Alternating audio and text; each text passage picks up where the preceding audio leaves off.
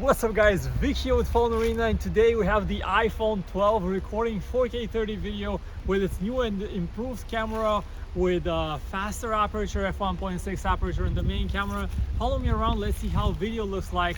And right now we're not using HDR. So you have the HDR option that gives you a 10-bit video recording.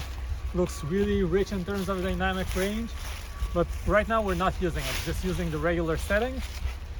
And this way, you know that the video will play on all sorts of different displays, even those that don't support the HDR option.